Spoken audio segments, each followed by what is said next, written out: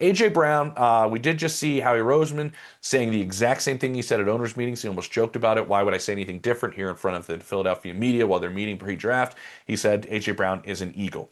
Where I want to get started is we shouldn't overlook some of the moves the Eagles have made and how they correlate with them preparing themselves, as a lot of people I talk to around the league still believe that A.J. Brown is more likely to be traded than play in Philadelphia in 2026. Now, I don't think anything happens between now and the draft. I don't think, maybe something happens on draft day. I highly doubt it. But between now and the draft, I don't think anything happens. But the Eagles are still not shutting down the rumors. They're really not fully shutting this thing down. And it's because there's still something that could possibly be at play.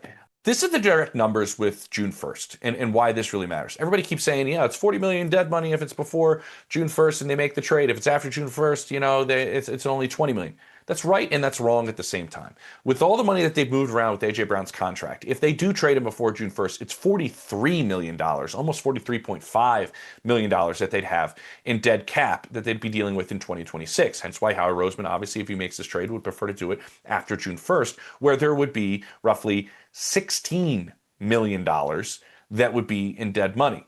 Now, here's the part that nobody's talking about. That's a big difference in money, and obviously Philly wants to work with way less dead cap money in 2026 if they trade A.J. Brown, as opposed from the 43 to the 16. They're still going to be on the hook for $27 million in dead money in 2027, even if they trade him after June 1st. The money just moves around a little bit, and it doesn't hit them as hard in 2026. They'll still have a $27 million cap hit in dead money for A.J. Brown in 2027 if they trade him after June 1st. So his cap number is $23 million this year. Tack on an extra 20 if they end up trading him before June 1st. That's essentially where all of it lies. Why are we still talking about this, and why are we still talking about him and potentially being traded? It's because of the Wicks trade, right? They go and trade for Dontavian Wicks, and I think this is a big deal.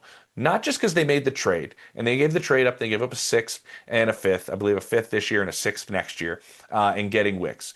But I think it's giving him the 1-year extension for reportedly about $12.5 million to kind of protect themselves if Wicks just hit, because there are some people around the league that do believe he's underperformed a little bit. There's been a logjam of receivers at the Packers. We'll get to the Packers side of things, but he's a bigger body receiver that would slide right into that number 2 role, and Devontae Smith would slide into the number 1 wide receiver spot if A.J. Brown is traded. It looks, and you have to mention this, the Philly would be much more prepared with the moves that they've made. Remember, Hollywood Brown joined as well. Elijah Moore, who's good friends with A.J. Brown, arrived as well. They may be teammates, they may not. But those are the other receiver moves that they've made. The Wicks one, though, is the important one because now they're a little bit more well-positioned at a number 2 spot. I mentioned Devontae Smith at number 1.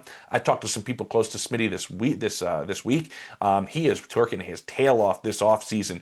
If he is going to be the number 1, he wants to take a big step. There's a lot of people that do believe in the Philly organization and outside around the league that he is poised to be a really dominant number 1 if he's given that opportunity. There's been some things that have capped his ceiling. His ceiling is still really high. They're just not related specifically to him. I mean, Nick Sirianni told me pound for pound he might be the best player in the NFL in terms of how he carries himself. He's so tough. He's outstanding for what they do.